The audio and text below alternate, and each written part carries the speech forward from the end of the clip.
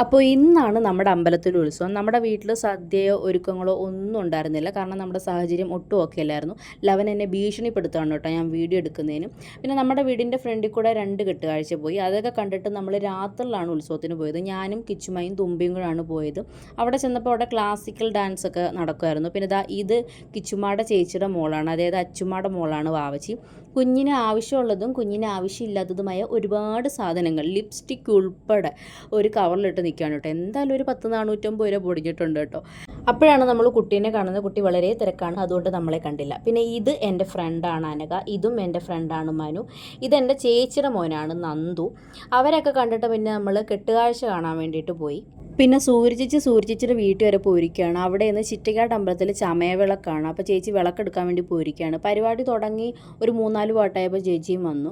പിന്നെ നമ്മൾ സ്റ്റേജിൻ്റെ അടുത്തോട്ട് പോകാമെന്ന് വിചാരിച്ചിട്ട് പോയപ്പോഴാണ് ഈ ആൻറ്റിമാർ കാളനെ വലിച്ചുകൊണ്ട് പോകുന്നത് കണ്ട്. നല്ല രസമില്ലേ. പിന്നെ നാസിക് ഡോൾ കണ്ടു, പിന്നെ നമ്മൾ എഴുന്നള്ളത്ത് കണ്ടു പ്രാർത്ഥിച്ചു. അതൊക്കെ കഴിഞ്ഞ് പിന്നെയും നമ്മൾ സ്റ്റേജിൻ്റെ അടുത്ത് വന്നപ്പോൾ അവിടെ സിറ്റിംഗ് നടക്കുന്നേ ഉണ്ടായിരുന്നുള്ളൂ. അപ്പോൾ നമ്മൾ വിചാരിച്ചു ഒന്നുകൂടെ ഒന്ന് കറങ്ങിയിട്ട് വരാമെന്ന്. ആ കറക്കത്തിൽ നമ്മൾ ഐസ്ക്രീം കഴിച്ചു, കോളിഫ്ലവർ കഴിച്ചു. ഐസ്ക്രീം കഴിച്ചുകൊണ്ടിരുന്ന സമയത്താണ് കേട്ടോ കമ്പം പൊട്ടിയത്. പിന്നെ ദാ പോന്നു എൻ്റെ തരുണി മണികൾ. പിന്നെ നമ്മൾ ജിത്തുവിനെയും അച്ഛനെയും കണ്ടു. ജിത്തു കിച്ചുമായ്ക്കും ബാവച്ചിക്കും മത്തങ്ങ ബലൂൺ വാങ്ങിച്ചു കൊടുത്തു. കിച്ചുമ്മ നമ്മുടെ കൂട്ടത്തിൽ ഏറ്റവും ചെറിയ കുട്ടിയാണ് കേട്ടോ. അവൾക്ക് ഏത് ഉത്സവപ്പറമ്പിൽ പോയാലും മത്തങ്ങ ബലൂൺ വേണം, നിർബന്ധമാണ്. മഞ്ഞ അല്ലെങ്കിൽ ഓറഞ്ച്, അത് കിട്ടിയിരിക്കണം. അതെങ്ങനെയും സംഘടിപ്പിച്ചെടുക്കും കേട്ടോ. അതൊരു നൊസ്റ്റാൾജിക് ആയിട്ടാണ് ഞങ്ങൾക്ക് എല്ലാവർക്കും അങ്ങനെ തന്നെ ആയിരിക്കുമല്ലോ.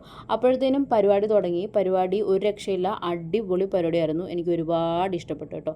അപ്പോഴേക്കും സൂര്യചേച്ചിനെ പോയി ചാച്ചൻ വിളിച്ചുകൊണ്ട് വന്നു. ചാച്ചൻ്റെ കൈയാണെങ്കിൽ നമ്മൾ ഉത്സവത്തിന് വരുന്ന സമയമായപ്പം ചെറുതായിട്ടൊന്ന് മുറിഞ്ഞു. ആശുപത്രി പോയി മരുന്നൊക്കെ വെച്ചപ്പോൾ കുഴപ്പമൊന്നുമില്ല. അത് രമയൊക്കെ ചോദിക്കുമായിരുന്നു കേട്ടോ.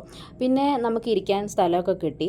പിന്നെ ഒരൊറ്റ വിഷ്വലേ ഉണ്ടായിരുന്നുള്ളൂ, ഈ പരുന്ത് മാത്രമേ ഉണ്ടായിരുന്നുള്ളൂ. പുള്ളി എനിക്കൊരു നല്ല പോസൊക്കെ തന്നു കേട്ടോ. പിന്നെ കുഞ്ഞുങ്ങളുടെ ഡാൻസ് ആയിരുന്നു സ്റ്റേജിൻ്റെ ഫ്രണ്ടിൽ. കുറച്ച് കഴിഞ്ഞപ്പോൾ അത് മുതിർന്നവരങ്ങോട്ട് ഏറ്റെടുത്തു. അത് പിന്നെ അങ്ങനെ ആണല്ലോ.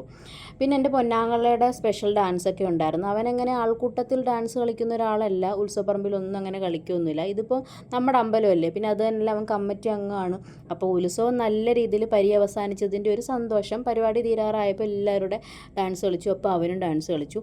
ഇനി അങ്ങോട്ട് മൊത്തം ഉത്സവങ്ങളുടെ സമയമാണല്ലോ. അപ്പോൾ ഒരുപാട് ഉത്സവങ്ങൾ നമുക്കിനി കാണാം. കൂട്ടത്തിൽ എൻ്റെ കല്യാണവും കാണാം. അപ്പോൾ തൽക്കാലം ഇന്ന് ഇത്രയേ ഉള്ളൂ. അപ്പോൾ എല്ലാവർക്കും ബൈ.